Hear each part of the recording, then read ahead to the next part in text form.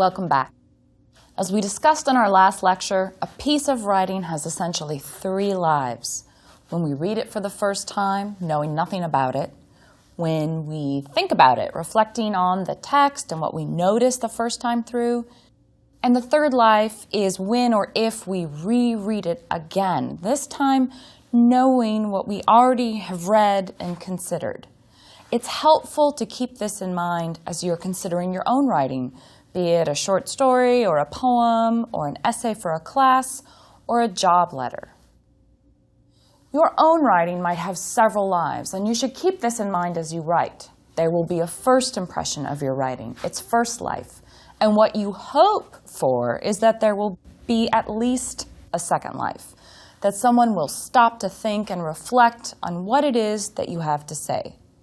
And very likely, there may be a third life when that person rereads your writing. But it's always possible that your audience has only the time or inclination to read your piece of writing once, so you have to make that one time really count. One of the basics of engaging with writing as either an author or a reader is to understand the genre or type of writing it is. And in this lecture, we're going to explore the basics of what I like to call genre definition. An awareness of conventions of style, of subject matter, and how other elements fit with a piece's perceived genre can help you become more keenly attuned to your own writing and help you to pay attention to considerations like the expectations of your audience. Now, I told you in the first lecture that great writers are great readers. In this lecture, we're going to see how you can pick up tools for good writing from poets, from dramatists, from writers of other kinds of texts, even if you yourself never intend to write a poem or a play. For example, if a reader thinks she's sitting down to read a mystery novel, turns to the first page and encounters a series of sonnets, you can imagine that she's probably going to be very disappointed. Even if they are the most beautifully poetic, exquisitely crafted, and cleverly executed sonnets ever to have been written, the reader is going to be unlikely to notice and probably unwilling to expend any sort of effort in engaging with them. And this is because her expectations had been geared towards something very different. And when those expectations aren't met, when they're dashed, her frame of mind is not necessarily positively welcoming to this new and unexpected form of writing.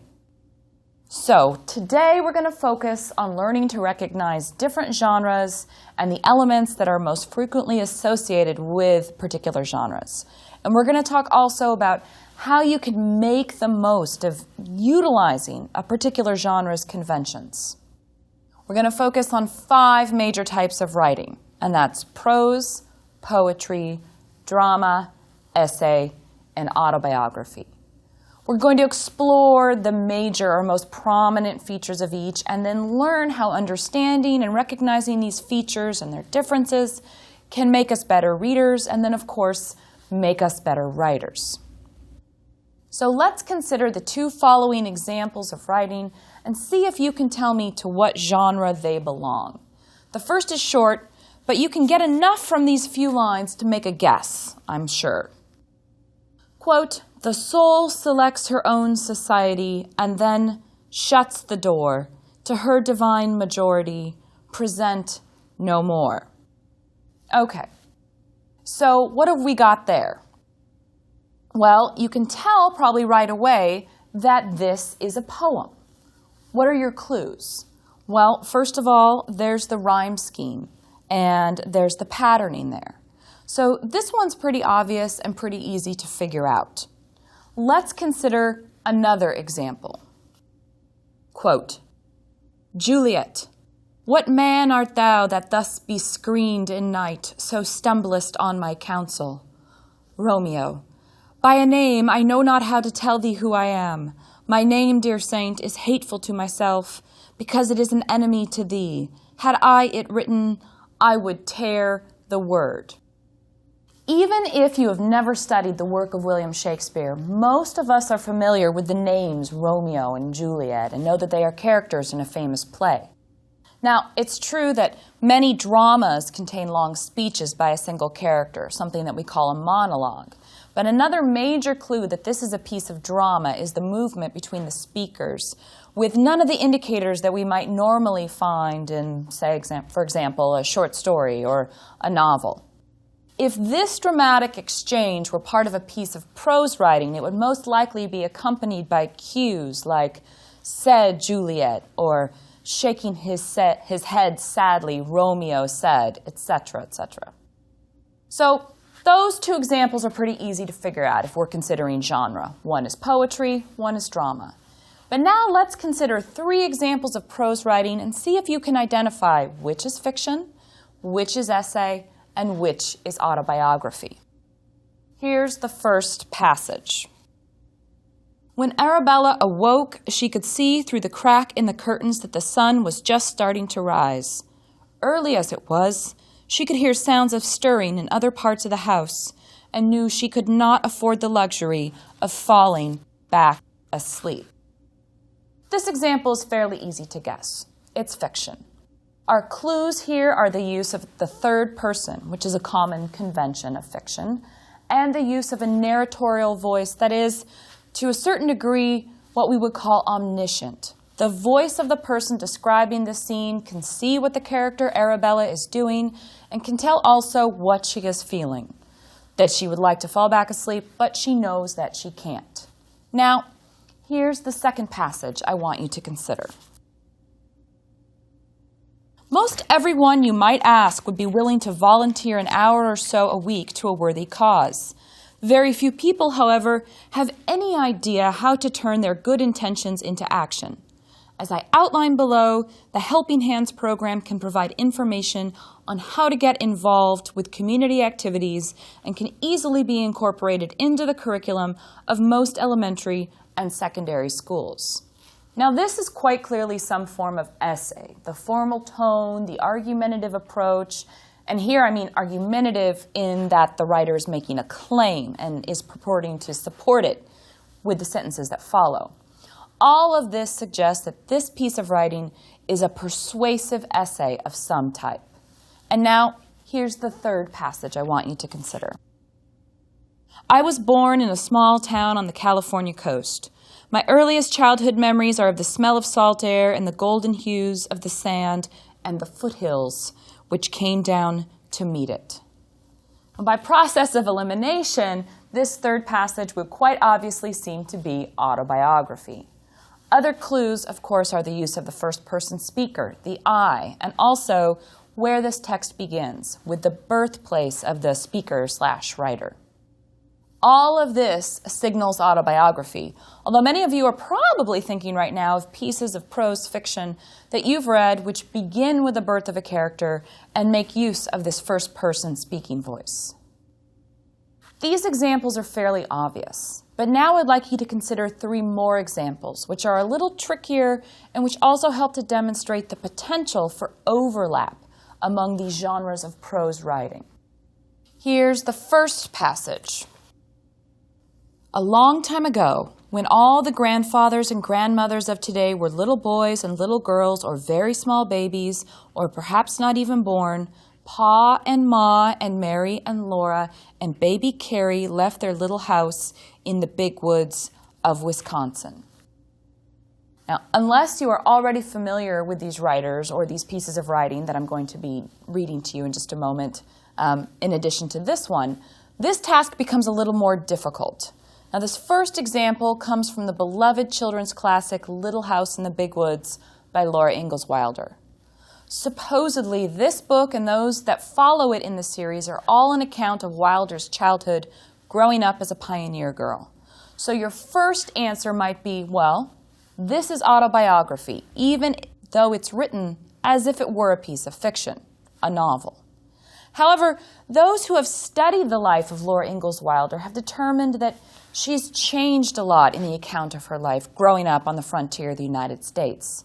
Many episodes of her life have been left out, the names of many characters are changed, events that were separate get combined into one, or the timeline is shifted in the interest of the plot. So this means that today her books are usually characterized as historical fiction rather than autobiography.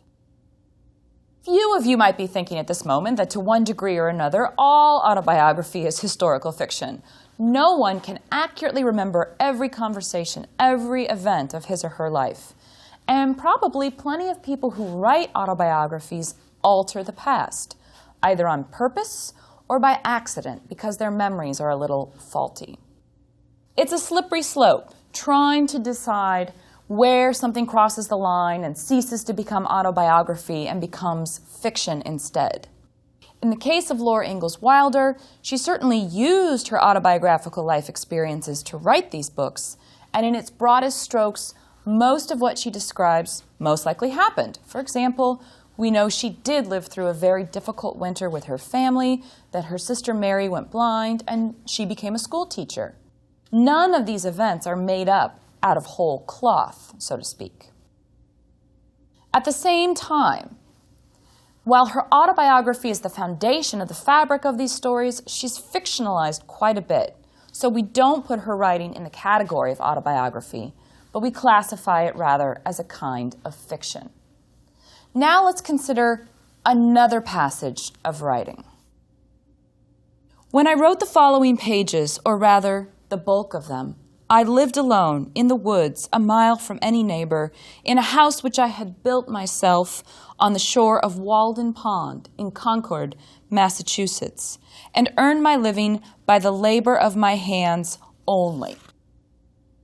This passage is from Henry David Thoreau's essay Walden, in which he used his own experiences during the time he lived at Walden Pond to argue for a return to a simpler, more self-reliant style of living than what he thought was the norm in America at the time. So, obviously, although there are elements here of autobiography, the use of I, the reference to personal experience, meaning the time he lived at Walden, this piece is more in the genre of the essay. And that's because his main purpose here is to make an argument about a particular kind of lifestyle.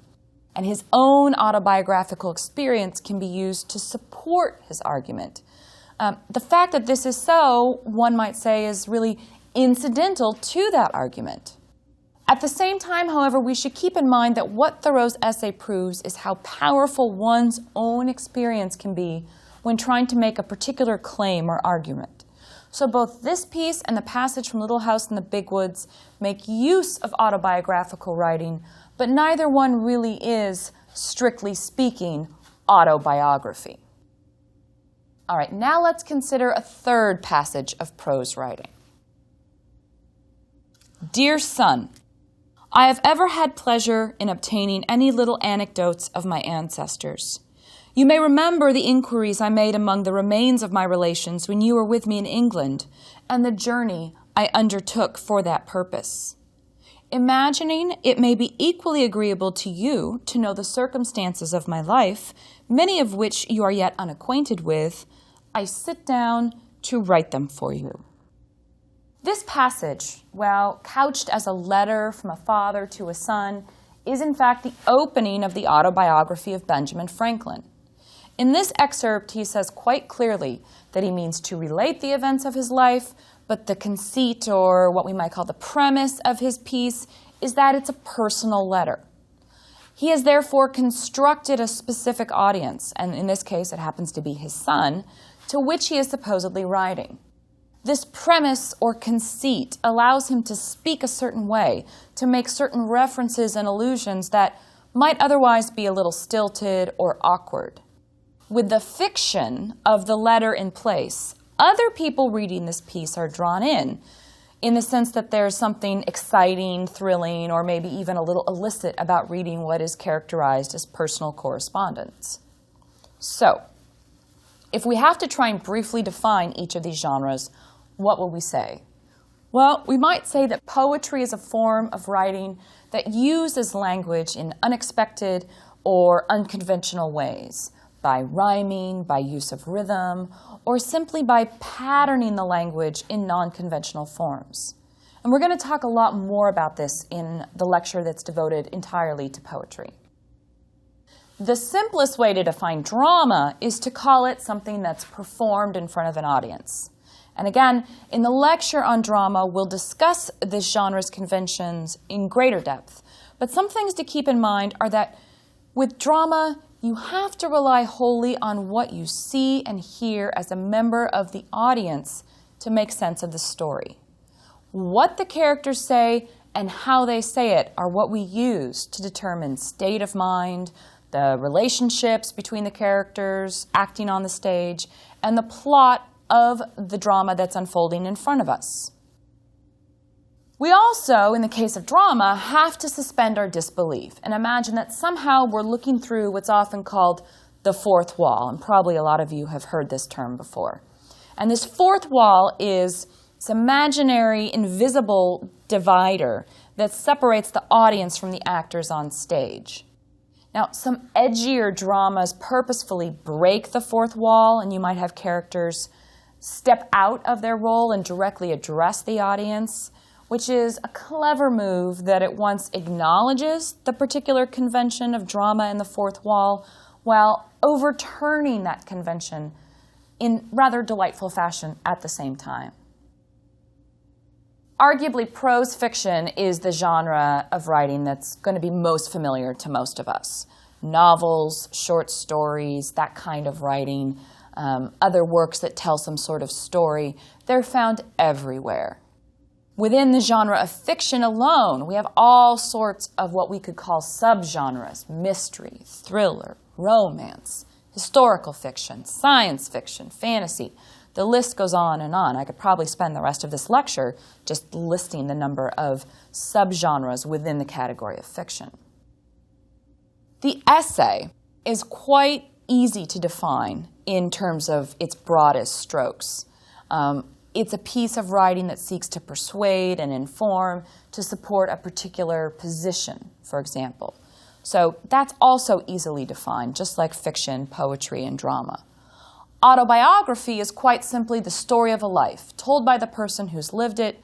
And the essay, as I've said before, has as its aim the desire to prove a point, make a claim, persuade an audience of a point of view or particular argumentative position. And very often, autobiography and essay overlap to some degree. And as we've seen, all of these genres can overlap with one another in interesting and provocative ways. And what I want you to understand in today's lecture is how recognizing where these genres diverge from each other, how they can overlap, and how those overlaps can be productive or interesting can make you a more interesting and effective writer. So, let's consider how knowledge of the conventions of these various genres can be used to enhance something as mundane as a protest letter written to the local city council about something, let's say, as commonplace as a leash law for dogs. So let's consider the following example of a letter. Dear City Council, I am writing to ask that you consider establishing an off-leash area of the park for local dogs.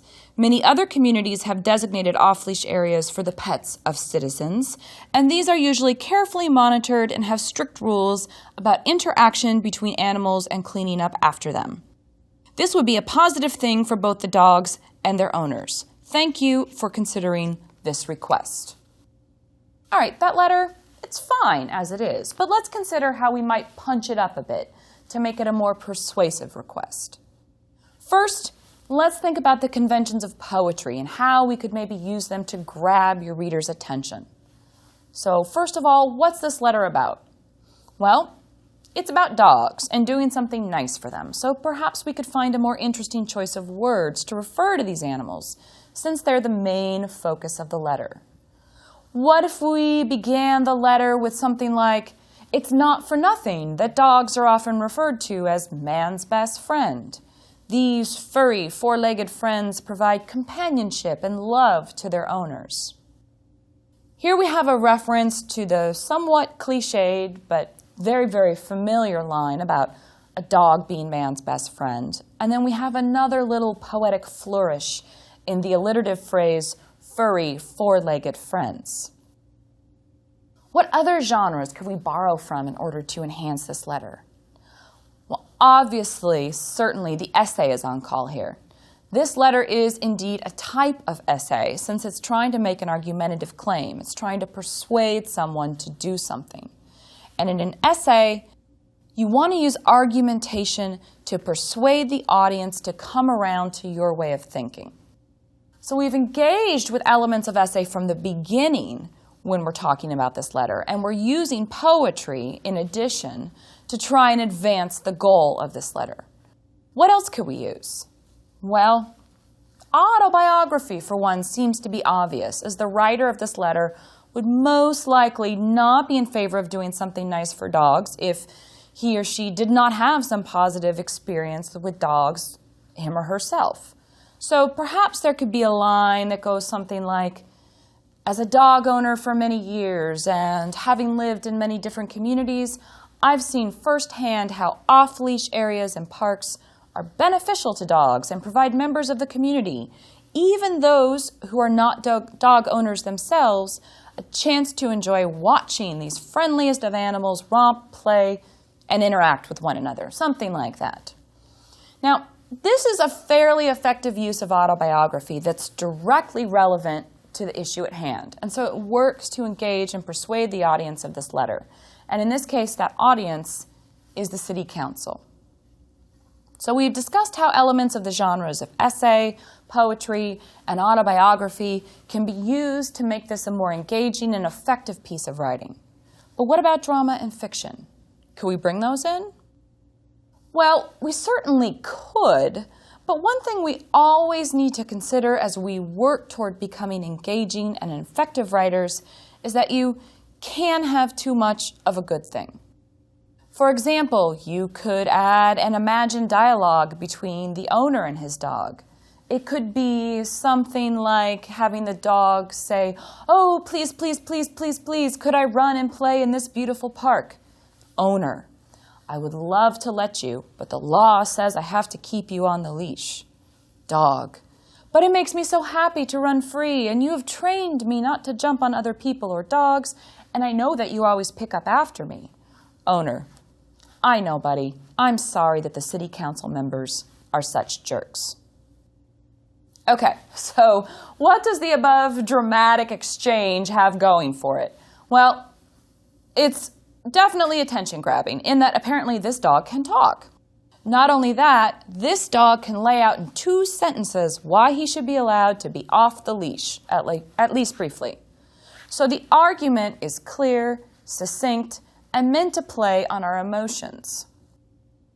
The emotional appeal can be a powerful one, and this is what the writer is going for here. What's the drawback?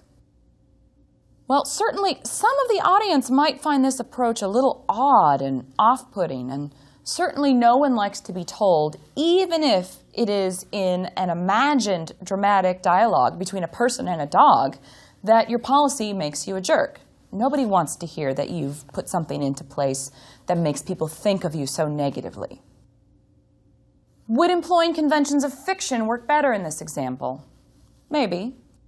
The dramatic exchange could be rewritten to read more like a story in which the owner of the dog looks at his pet and imagines him thinking the things he has him say in that dramatic exchange.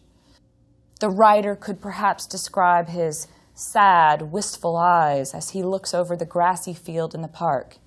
And maybe the author could describe how the dog whines softly, how his ears twitch eagerly, how he looks hopefully up at his master, wishing that he might be let off the leash just this once. All of these examples demonstrate how you can use various conventions of writing in conjunction with one another to try and make a more powerful argument, or simply to produce a more engaging, interesting, readable piece of writing. At the same time, just because you know how to employ the conventions of all these genres of writing doesn't mean that you should do that all at once. Sometimes restraint, knowing when to hold back, can be the most effective strategy of all. You want to engage your audience, not completely overwhelm them.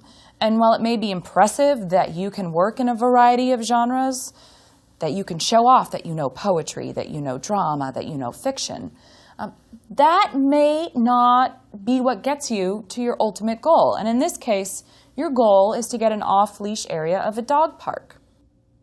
The more you write, the more you will learn to walk this fine line between effective display and use of your writerly knowledge and simply showing off. Something that's likely to turn your audience off and is not going to help you in getting what it is that you ultimately want.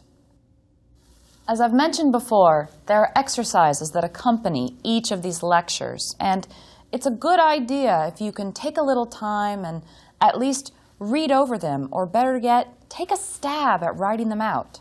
For example, in the exercises that accompany today's lecture, I give you short selections of poetry, prose, and drama, and I ask you to rewrite them. Say, take the poem and write it so that it reads like a piece of fiction, or take the short fictional piece and turn it into a poem. These exercises aren't just good practice, they're fun too, and you can learn a lot from taking a stab at them, which I encourage you to do. Each genre we've examined today offers tools for improving your own writing, no matter what genre you choose as your own. One thing that we've also touched upon several times in this lecture and the two preceding it is the issue of voice, or how you construct your writerly persona for your intended audience.